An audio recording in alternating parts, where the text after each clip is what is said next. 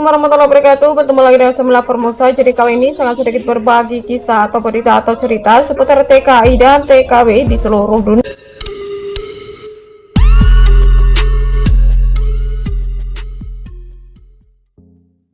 Berita hari ini, apes, awalnya senang dapat tambahan gaji, TKW Tawan ini malah dilaporkan majikannya ke polisi.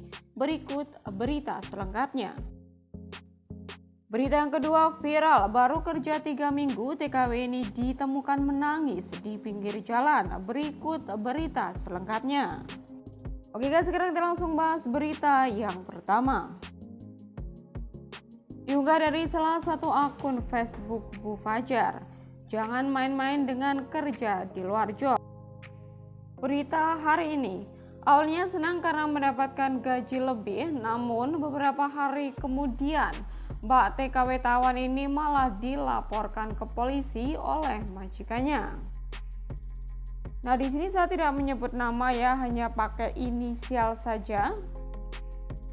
Kronologinya adalah job di perjanjian kerja sebagai penjaga akong. Awal masuk pasien masih bisa jalan atau masih sehat. Majikan merasa jika Mbak S terlalu banyak menganggur, sehingga anaknya yang seusia 3 tahun pun dititipkan kepadanya. Awalnya Mbak S merasa senang karena bisa untuk hiburan.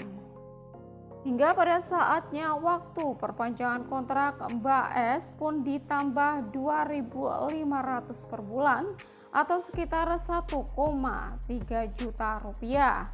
Dan anak majikan pun terbiasa di bawah penjagaannya. Dan minggu kemarin ketika si Mbak ini atau Mbak S sedang menyuapi akongnya atau pasiennya, anak majikannya pun jatuh dengan luka di kepala yang cukup serius. Majikannya pun tidak terima dan melaporkannya ke polisi untuk menuntutnya. Dia dituduh menganiaya si anak majikan. Saat ini Mbak S atau teman kita sudah dijemput agensi. Dan agensi juga tidak bisa membantu karena majikan sudah menggaji dia lebih. Dan dari interogasi kami tadi malam, si Mbak ini sama sekali tidak punya bukti tentang kerjaan yang sesungguhnya, sehingga agak terkendala untuk membantunya. Nah, jadi seperti apapun yang dilakukan majikan itu tidak benar. Jadi jika teman-teman di luar sana mengalami hal serupa, itu punya hak bahkan wajib untuk menolaknya. Jangan takut kehilangan pekerjaan atau menganggap bahwa dengan menambah pekerjaan justru senang dan bisa terhibur. Sebab yang dititipkan itu nyawa, bukan benda mati. Jadi tahu sendiri kan anak seusia segitu masa-masa aktifnya. Sebab jika akunnya jatuh karena sedang jaga si anak, kita juga yang disalahkan, begitupun sebaliknya. Tipe apes nangis-nangis sampean pun tidak berguna, Mbak. Jadi majikan juga jarang yang mau ingat kebaikan dan kemanutan sampean. So ini buat teman-teman ya untuk lebih berhati-hati, jadikan kejadian atau kasus ini sebagai pelajaran untuk kita semua, guys. Memang sih tidak bisa dipungkiri bahwa di luar sana itu banyak sekali mbak-mbak yang bernasib sama seperti ini, guys. Nah, biasanya itu teman-teman kita di luar sana itu menjaga 2 pasien sekaligus, guys. Yang mungkin memang ditambahin sedikit gaji begitu. Cuman itu sama saja kita bekerja di luar job dan itu sangat beresiko, guys. Yang untung ya bosnya, karena dia jadi tidak usah mengambil 2 pekerja, yang artinya dia bisa lebih safe ya, atau lebih ringan untuk membayar pekerja karena hanya mengambil 1 hanya dengan menambah beberapa ribu saja, guys.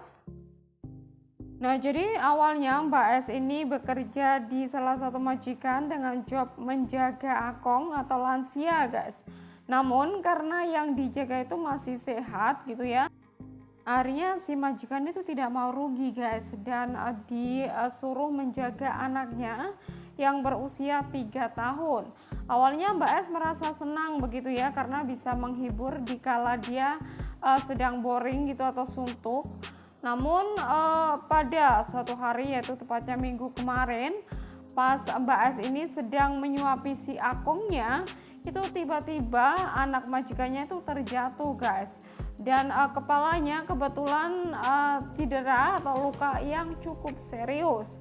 Akhirnya si majikan menuntut mbaknya ini, bahkan melaporkannya ke polisi dengan tuduhan telah menganiaya si anak majikan. Akhirnya Mbak S ini berusaha untuk meminta bantuan ke Satgas gitu ya, karena dia merasa tidak sepenuhnya bersalah begitu. Namun pihak shelter pun tidak bisa membantu banyak karena kurangnya bukti begitu guys. Ya pokoknya kita doakan saja buat Mbak S, semoga saja nantinya bisa mendapatkan keringanan, atau kalau bisa sih jangan dihukum atau dipenjara ya, kasihan. Ya kita doakan yang terbaik buat Mbak S, semoga saja masalahnya cepat clear, dan kalaupun toh nanti harus pindah majikan ya semoga saja bisa mendapatkan majikan yang lebih baik. Nah ini perhatian buat teman-teman di luar sana ya, kalau misalkan jaga pasien double gitu ya, jangan senang dulu karena gajinya dilebihkan gitu atau ditambahin, karena itu resikonya juga besar karena kita harus bertanggung jawab untuk 2 nyawa sekaligus guys. Nah itu tadi ya guys berita yang pertama. Oke, sekarang kita langsung bahas berita yang kedua. Berita hari ini viral, baru kerja 3 minggu, TKW ini ditemukan menangis di pinggir jalan. Diunggah dari salah satu akun Facebook Paija. Buat pengalaman serta pelajaran untuk kita semua. Mungkin kelihatannya itu kerja di Hong Kong atau di luar negeri itu enak ya guys, tapi nggak tahu kenyataan yang sebenarnya itu seperti apa. Kerja di Hong Kong itu harus siap mental sekuat beton seperti nama negaranya, karena nggak seindah seperti foto profil. Jadi semua itu tergantung nasib masing-masing ya, karena kalau kita mendapatkan majikan yang baik ya insya Allah kita akan diperlakukan baik pula di situ. Begitupun sebaliknya begitu guys. Kalau kita ketemu majikan jahat ya seperti di kandang macan gitu kan, kita gerak seperti apapun merasa tidak bebas begitu, karena selalu diintai sama majikan. Seperti kejadian kemarin, ada salah satu TKW asal Indonesia yang ditemukan di jalan sambil menangis karena kabur dari rumah majikannya. Nah, setelah diinterogasi kenapa gue bisa keluar atau kabur dari rumah majikannya, itu katanya karena tidak betah, alasannya kerja dari jam 5 pagi sampai jam 1 malam. Nah pas pertama masuk itu si majikan mengatakan bahwa setelah jam 11 malam itu sudah bisa istirahat. Namun kenyataannya tidak seperti itu guys. Hari-hari dia itu tidur sampai jam 1 malam. Bahkan untuk makan pun kurang, karena beliau ini baru 3 minggu yang pasti belum bisa mendapatkan gaji ya. Jadi belum bisa beli makan atau cemilan untuk dimakan sendiri guys, jadi ya hanya bisa menerima makanan dari majikan, dan katanya memang sangat kurang. Nah lebih mirisnya itu HP-nya disita guys, sehingga beliau ini tidak bisa meminta bantuan sama agensi atau siapapun ya. Jadi satu-satunya jalan adalah dia harus keluar atau kabur untuk bisa meminta bantuan atau untuk bisa pindah majikan begitu guys.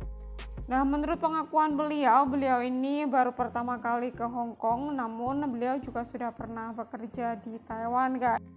Tidak menunggu lama akhirnya mbaknya ini langsung diantar ke rumah majikannya, dan menunggu bos serta agensi untuk datang ya guys, untuk bisa mengambil langkah bagaimana selanjutnya begitu. Ya kita doakan buat mbaknya, semoga saja nanti bisa pindah majikan dan bisa mendapatkan majikan yang lebih baik begitu guys. Ya kalau menurut saya pribadi, bekerja dimanapun itu ya tergantung nasib sih, entah itu di Taiwan ataupun di Hong Kong atau di negara manapun, semua itu tergantung nasib gitu. Kalau misalkan nasibnya baik ya entah itu di Hong Kong ataupun di Taiwan ya bisa mendapatkan majikan yang baik. Karena saya pribadi juga ex Hong Kong juga ex Singapura, Jadi kembali lagi semua itu tergantung nasib. Alhamdulillah saat di Singapura, di Hong Kong, dan di Taiwan pun saya mendapatkan majikan yang sangat baik. Bahkan yang terakhir di Taiwan ini super baik guys.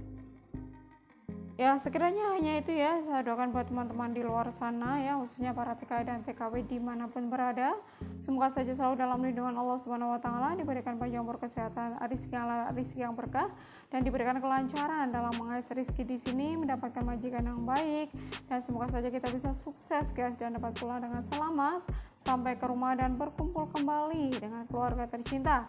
Terima kasih. Wassalamualaikum warahmatullahi wabarakatuh. Bye bye.